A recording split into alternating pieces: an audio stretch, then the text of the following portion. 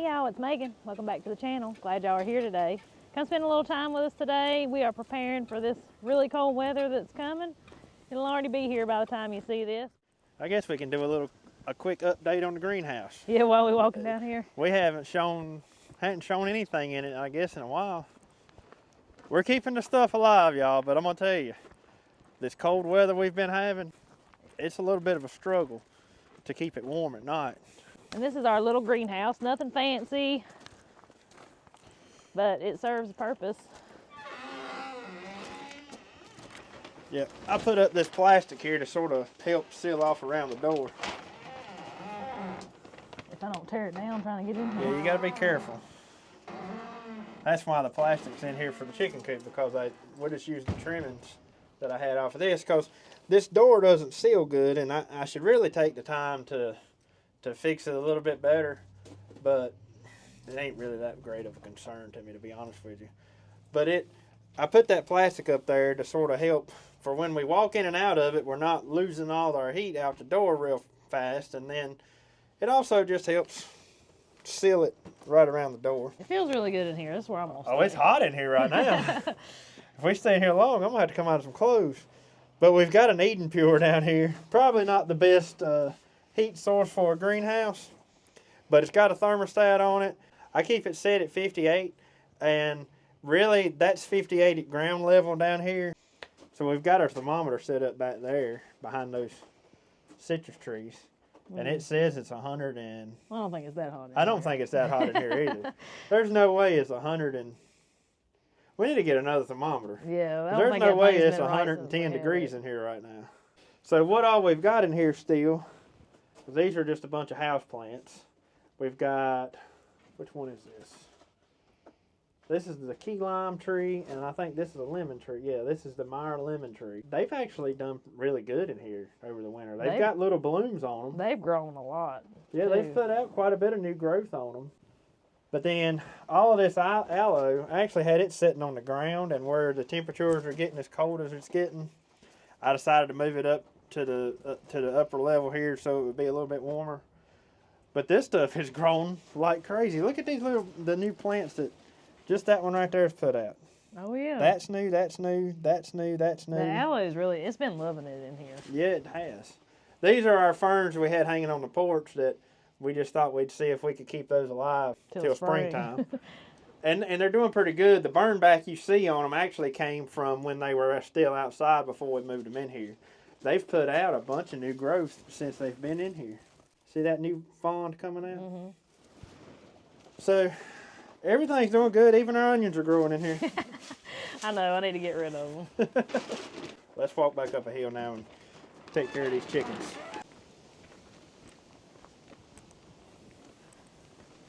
Our carrots got big backs, but we're just kind of letting them be, because pretty much the ones that are in there are like they're in a refrigerator. So yeah, Jacob, we pulled a couple the other day. Jacob ate one of them, and he said it was fine, but I didn't know carrots got bit back that bad by cold weather. They sure didn't like it. That's one thing we've had this year is our share of cold weather. It's been more like a normal winter. I think the last, 3 or 4 winters have been warmer than normal, and this one, it's been cold.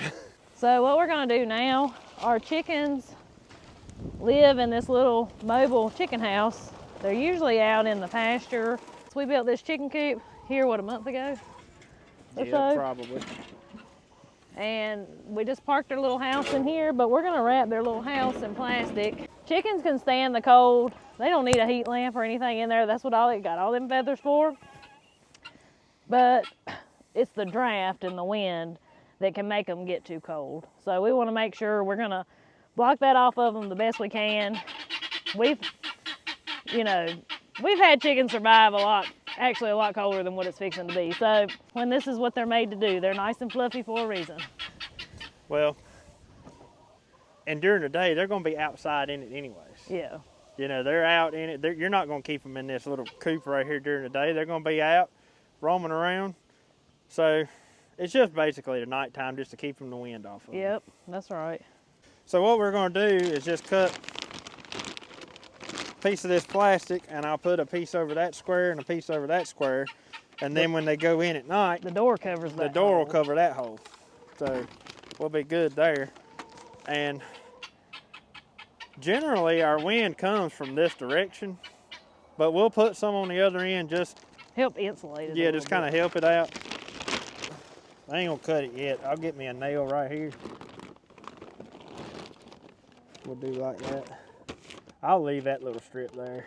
Ain't gonna hurt. And that'll go over that far to help.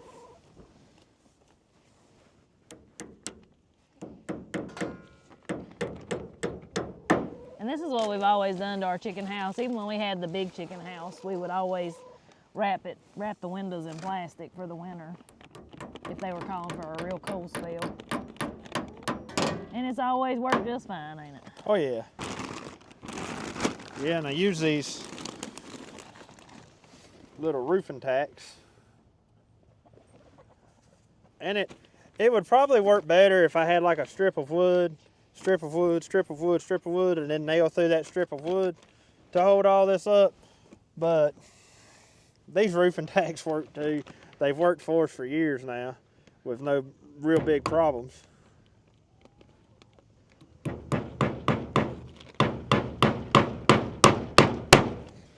Back when we had the big chicken tractor, I mean, it would take a lot of plastic to cover up all that thing. This little thing here ain't gonna take nothing. No, not much. Best decision we ever made, cutting down on them chickens, I think. You dang right. Let's just leave that excess hanging right there, and that might help some of the draft that goes up under the bottom. I'm gonna put some more straw in the floor too. Okay.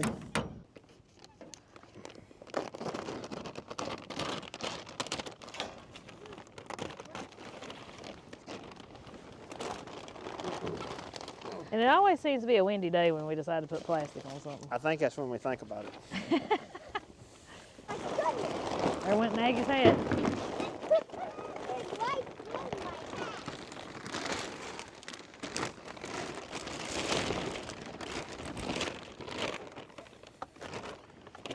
Can we hold it? What if I'm scared they won't go in it if you do that. No, I'll cut a hole out. But I'll just go ahead and take that plastic on over there so it covers up that right there. Okay. There we go.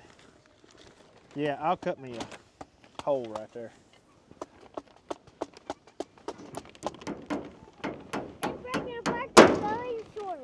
Good. Yeah, it's hard as a rock. I don't know if this one will be this way where it's so much smaller, but our big one down there, you know, you remember you could go in it on a cold, windy day with the sun shining? Oh yeah, it was nice in there. And it was like a greenhouse. Yeah. This one probably won't be quite like that because it's, you know, it's not really that much to catch the sunlight.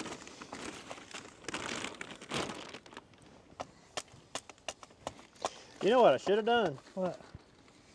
I should have put one whole strip across here and cut a hole in the middle of it. Instead of putting up two pieces. We didn't know we was going to cover that hole. Well. Daddy, don't scratch your fingers. I'll have to cut that right there out too.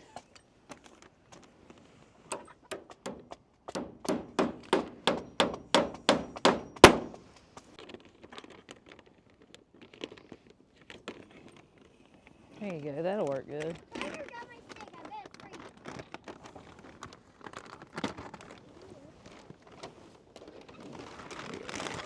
They'll go in that, won't they? I think so.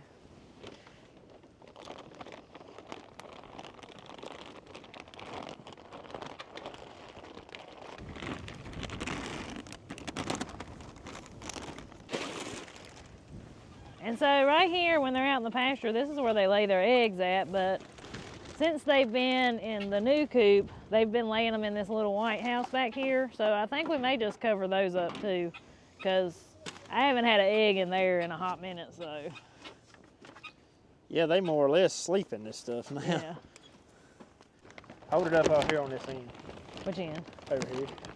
Man, this is much easier than putting it on that big one, ain't it? Yeah, we'd have to climb up on a ladder and everything else. And if you don't know what we're talking about, you should go check out some videos from, I don't know, this time last year. Yeah.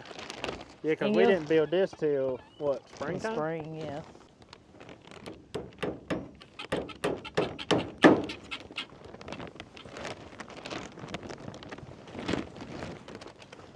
I think we're still working on the same bag of nails I had when we first started wrapping that thing in plastic. Probably. It's the only thing I ever use these type nails for. You could probably nail it like that.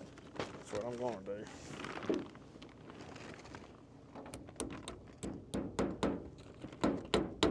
And we won't take this back off. We'll leave this on until it starts Springtime. warming up again. Yep. I bet this side right here where it's catching a lot of sun, it'll probably heat it up in there.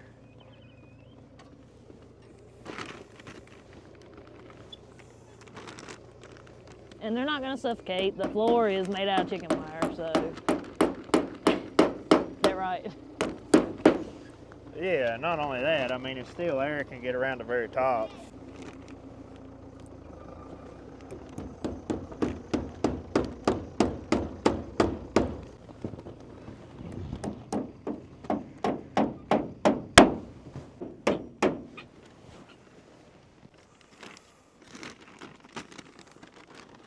I believe.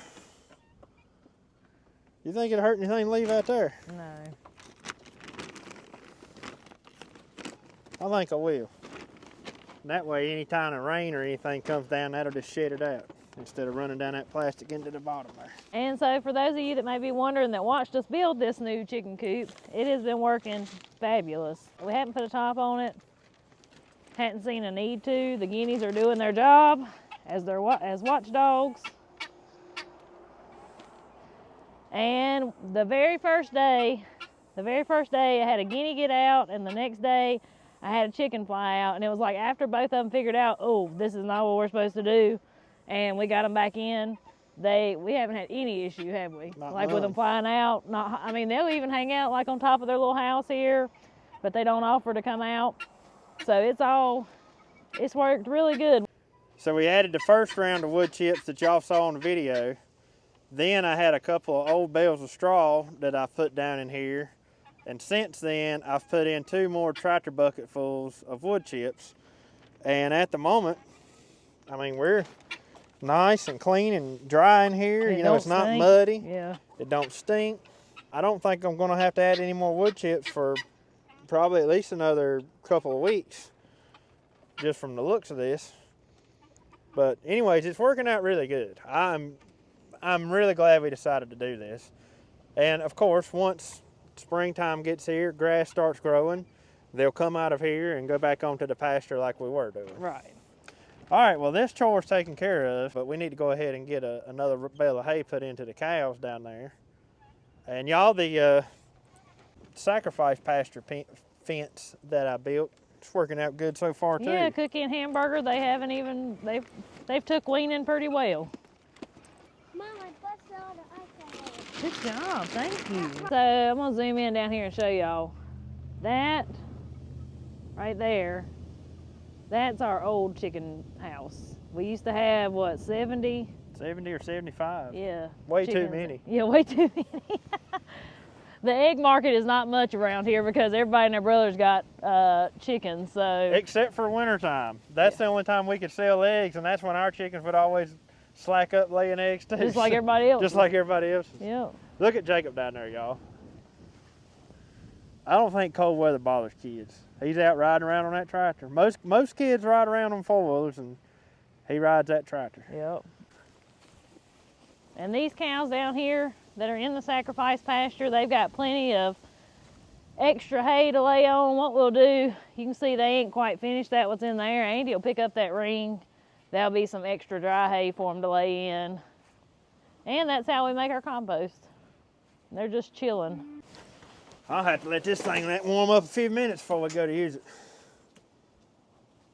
One thing about these new ones though, or these newer tractors, man, they're gonna crank. They ain't like the old stuff.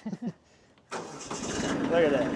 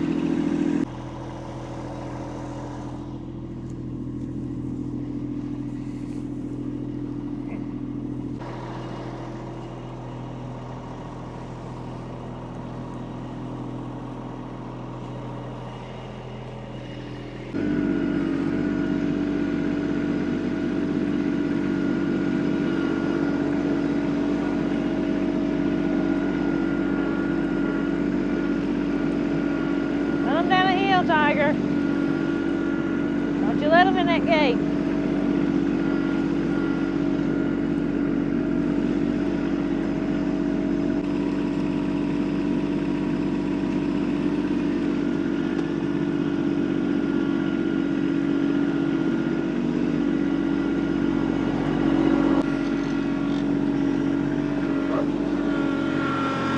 Keep them over there.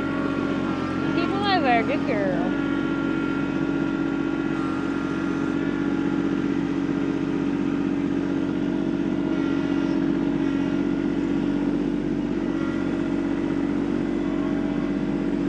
The ladies are getting pretty round.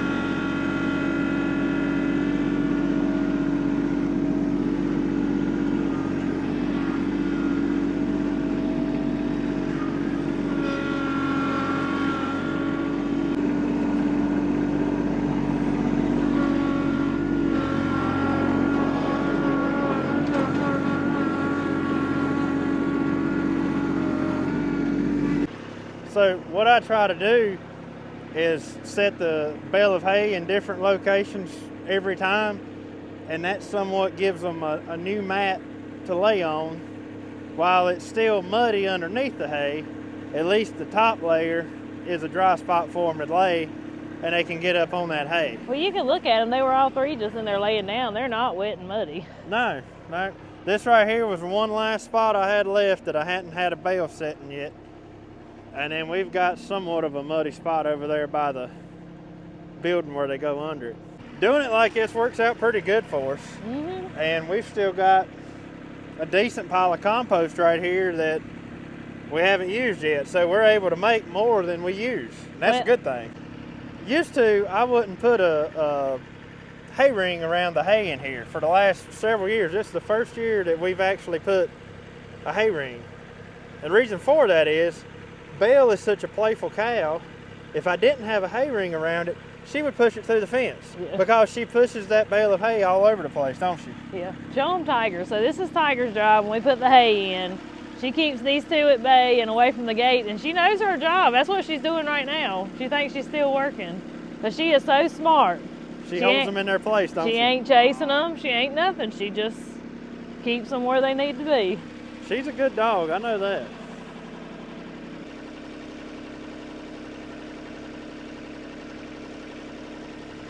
What's next, boss man? What's next? I don't know. What else we got needs to be taken care of? I put Lovey a bed. I put straw in there for Lovey this morning. And the cows and the horses are fine. They've got these two right here. They lay down there in that hay in the woods. I guess the next thing on my agenda this evening is I'm gonna go hook up to my sawmill and pull it up here in front of the building. And I got a little bit of work I got to do to it before I can start sawing any lumber.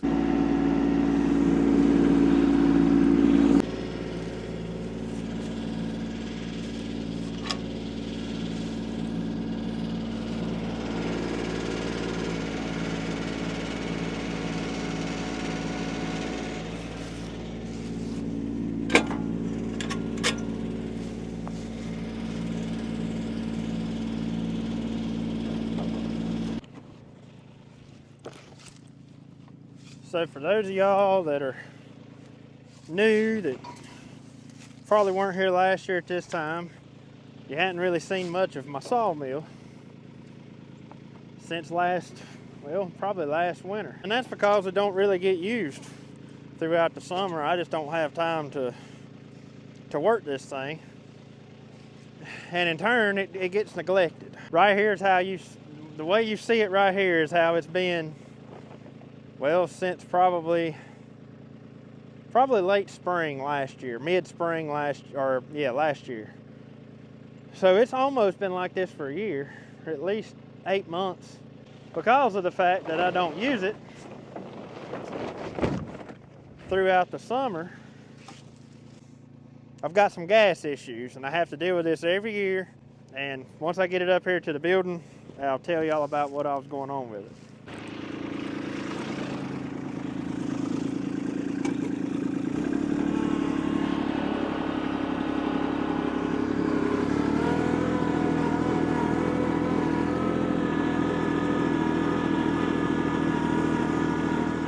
So for supper tonight, we're gonna be having some really easy chicken and dumplings. This is Andy's grandma's recipe for the most part, and I'm gonna show y'all how I do that.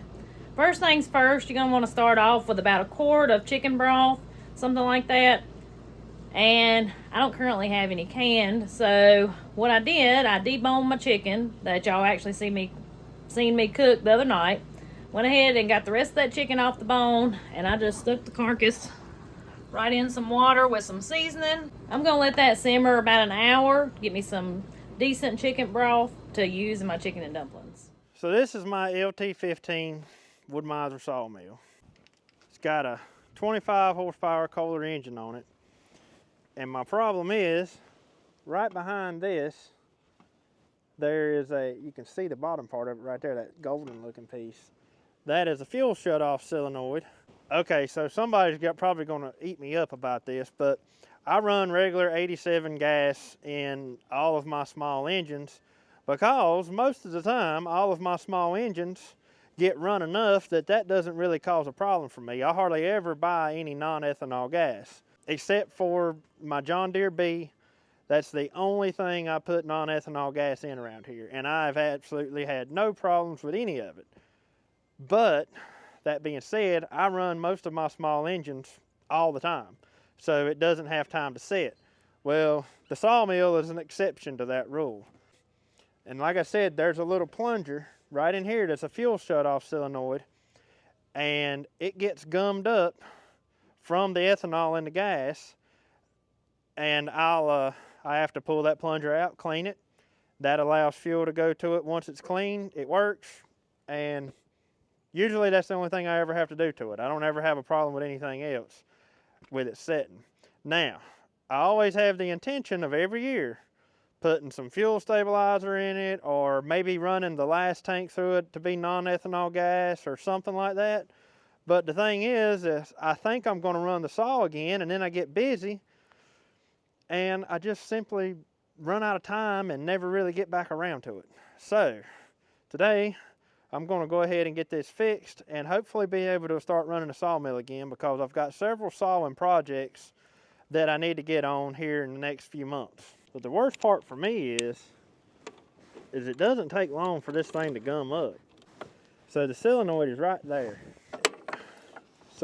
You're supposed to have to take all of this shroud and everything off of here, but where I've had to do this so much, I actually cut me a little dip in the shroud so I can pull this out without having to take all that off. And you've got 2 Phillips head screws that hold it in.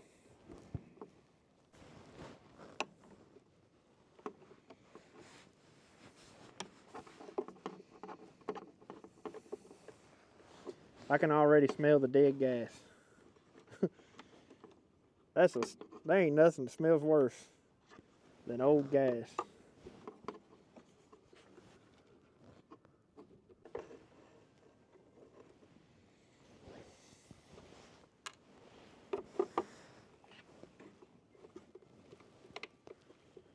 Okay, this should slide out. There we go. Cut that gas off. So, see that plunger right there? That slides up into the carburetor and turns the gas off. You see all that crud built up right on the end of it? That's because of the gas that we have nowadays. That's what causes that crud building up. Usually this is a pretty simple fix. We just have to spray a little carburetor cleaner on it and get all that crud off of there.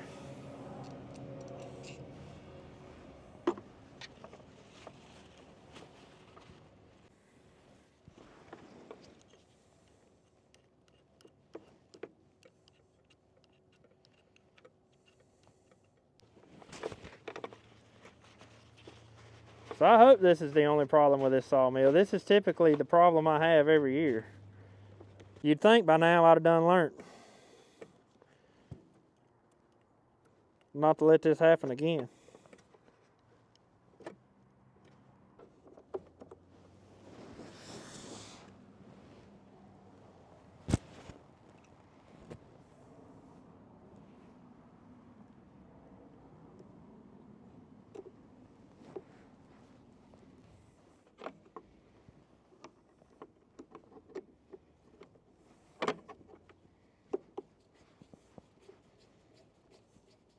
get this cover put back on. At least I hope it's fixed. What the funny part is how fast time gets away from you.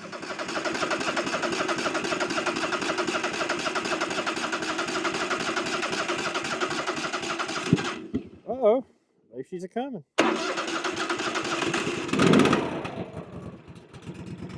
Look at that.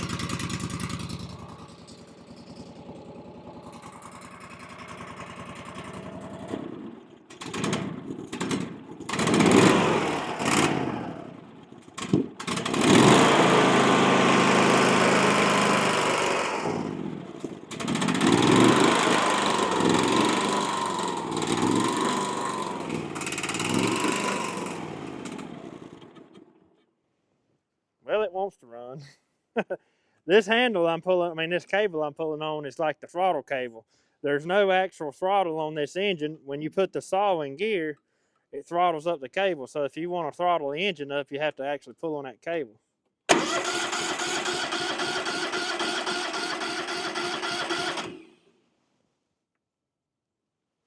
What's happened? That don't sound right now.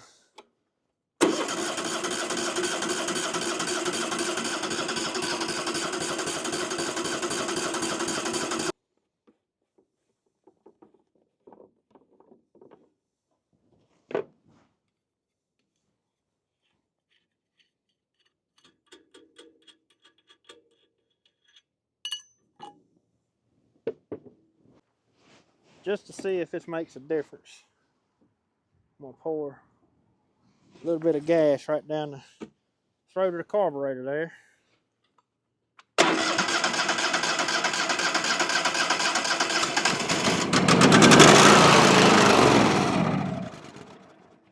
Well, it acts like it's not getting gas again. Surely that thing ain't done clogged up again.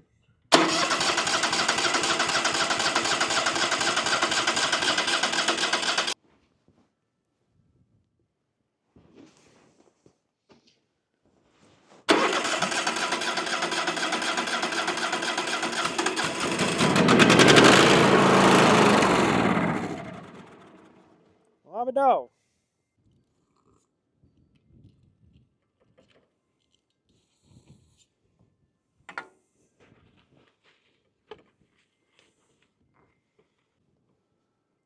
Boy, I tell you what, that wind is, it's got a terrible, terrible, terrible bite to it. Golly, it's cold.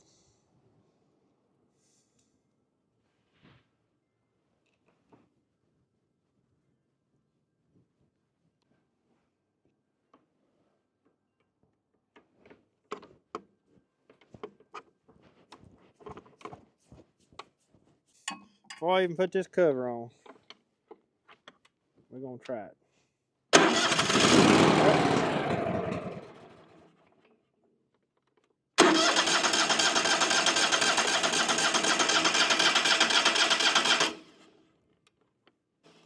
Well, it appears this time I may have bigger problems. We're obviously not getting any fuel. I need to check that fuel pump, make sure it's pumping fuel.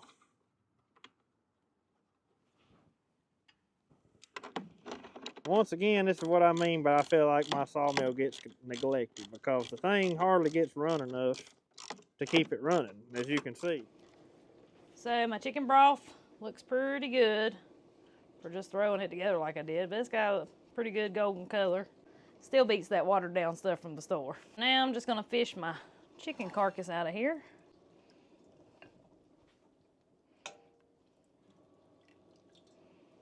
We're gonna drop us in a little butter. I got my heat on low right now.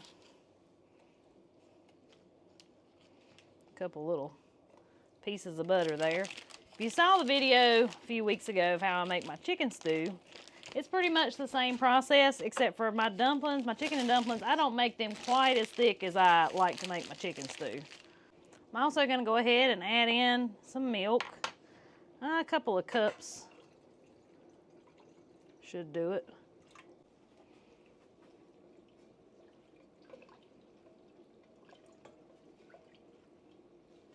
When you're making chicken and dumplings, make sure you've got a pretty deep pot, because once we add in our dumplings, it's easy to boil over if you've got it pretty close to the top. I've got some chopped up chicken here. I'm just going to go ahead and add my flour to my chicken. You can also make you a little roux to thicken up your soup a little bit.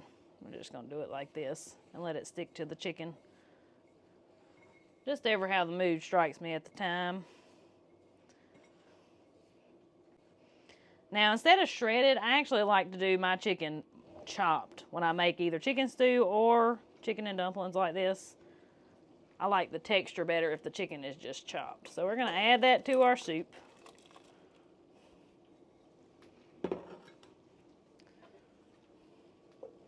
And give that a stir.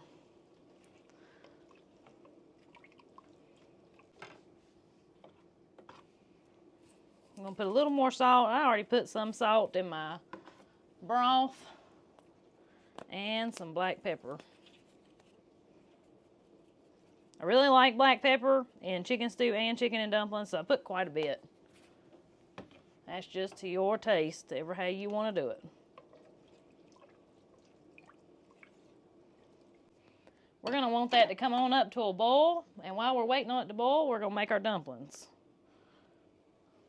Now, we're going to start with around a cup and a half of self-rising flour. If you're following this recipe, make sure you're using self-rising flour, not all-purpose. Believe me, your dumplings will come out with a weird texture if you try to do this with all-purpose. We're going to throw a little salt in our flour mixture.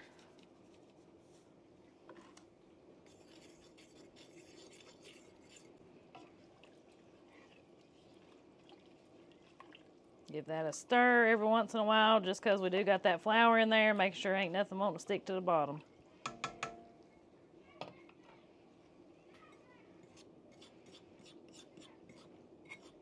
Now, when I make my dumplings, I do the drop dumplings, not the rolled out dumplings. That's just the way I've always eaten chicken and dumplings. It's the way we like them. To each their own, right?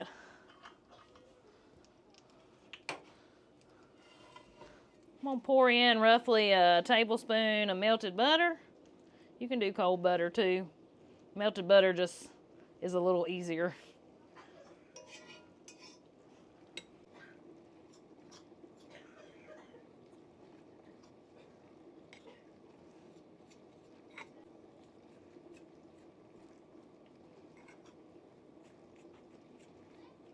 And just like when you're making biscuits, you're looking for that rough kind of cornmeal texture-ish. That way you know your butter's all good and in there. Pour in some milk. You want this to be like a sticky biscuit texture.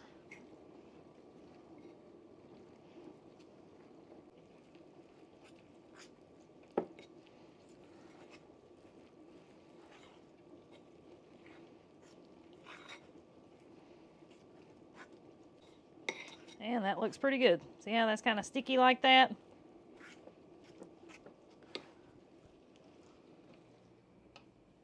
So now we're going to wait up for this to come up to a rolling boil before we add our dumplings in, because that's going to cook our dumplings.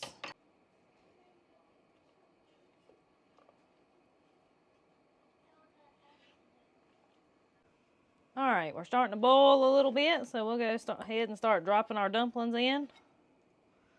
I do about that much on the end there. And just drop them in.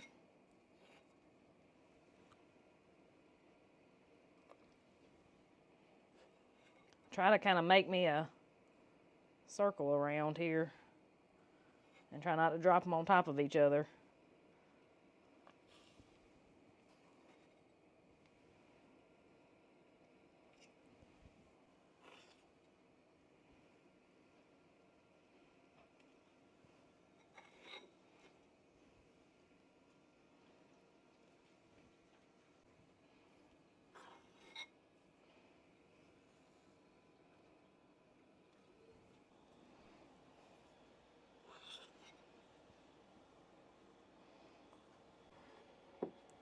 All right, we're gonna cover this and we're gonna let it simmer around 10 minutes, and then we'll check our dumplings to see if it's done.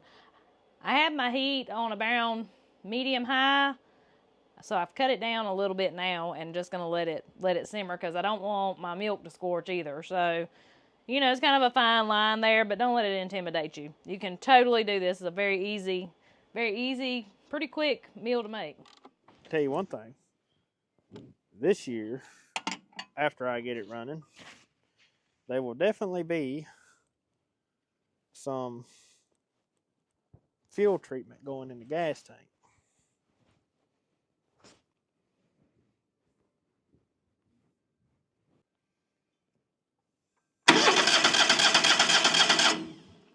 The fuel pump's definitely working. I feel it sucking on my finger.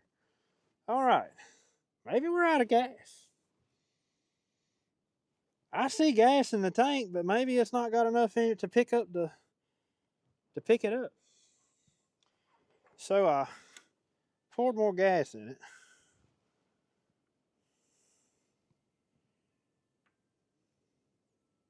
Just to make sure. We're going to see if that makes a difference.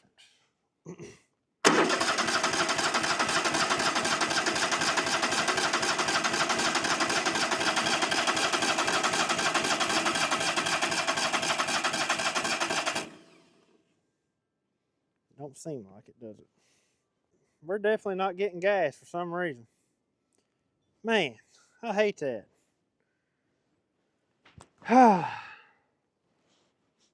So that means that most likely I've got something stopped up in the carburetor. But what I don't get is it run right after I fix that plunger. And then it quits. Well, kind of seems like I might end up having to do something I don't want to do. Probably going to have to pull the carburetor off of this thing. Unless it's a very good possibility there's a blockage or something in the tank, in the line. Just to be on, just to see, I'm going to pull this line right here off. And this is the line behind the fuel pump that goes to the carburetor. All right. So if we're getting fuel, there'll be gas coming out right there. And it's not. Okay, so we've got a problem between here and the tank. That's actually some good news because I did not want to pull the carburetor off of this engine because that carburetor's tucked down in there and it's kind of hard to get to. So I'll catch back up with y'all in a few minutes. I'm going to do some digging. I want to show y'all real quick. You see how that's already really coming up to the top of the pot? That's why it's important when you're making chicken and dumplings, make sure you've got plenty of room in your pot. Well, it didn't take me but a second. I figured out what the problem was. So right here is the fuel shutoff valve that mounts right on top of this tank, just like that. Well, I just pulled it out. There's supposed to be a rubber line that comes off of this, runs down into the tank to pick up the gas, and apparently, I guess with just age, that line has broke off. So I need to get me a piece of fuel line, put it on the bottom of this, and run it on down in the tank. And that should fix our problem. Now, I don't think you can contribute this problem right here to it being outside. I think that this just happened over time. I wouldn't have thought that it would have broke off in a matter of 5 years. I've never had anything else do like that. But that's what it's done here. Well, let's go see what I can find. I think I've got some fuel line laying around here. And one important thing that I forgot to mention is when your dumplings are raw, when you first put them in there, you don't stir them because it'll make your dumplings fall apart. So after you drop them in there, you make sure you give it a good stir right beforehand before you start dropping them in. And I believe these are about done. Let's check them and see. I want y'all to look there. See how it looks like bread on the inside? That's how you know your dumplings are pretty much done. Now I'm gonna let them cook actually just a hair longer with the lid off. Maybe 5 more minutes or so, and then we'll be ready to eat. Well, it's took me a few minutes here, but I finally found me a piece of fuel line.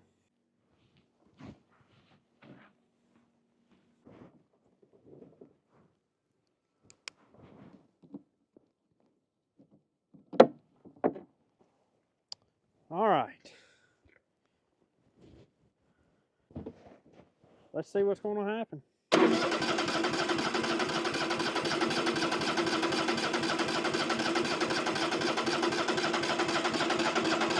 There it goes. I see it sucking the gas up over in the filter. Come on.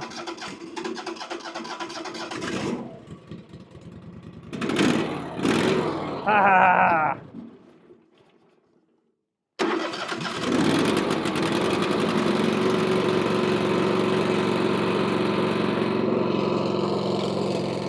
Yeehaw!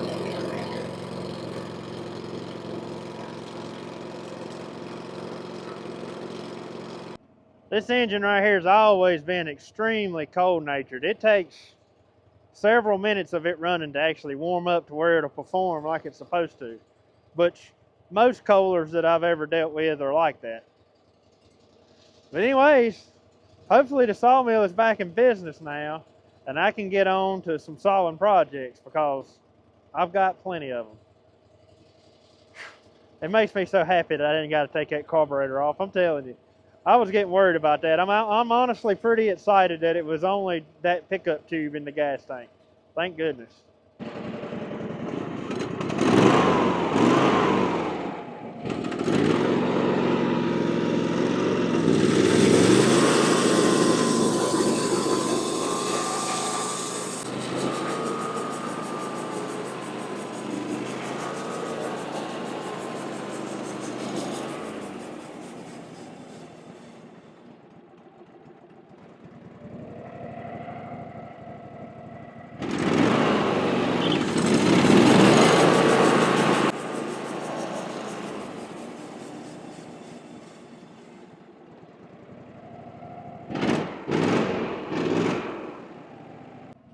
Well, I believe I'll just let that thing sit and run for a little while, and I guess we'll see how it operates the next time we go to use it. What do them things? Oh, they fogged me up. They look good. Hopefully they're good. I ain't made none since, what, spring? I don't know. I love chicken and dumplings, though. It's one of my favorite meals. Let's fix us a bowl and see what they look like.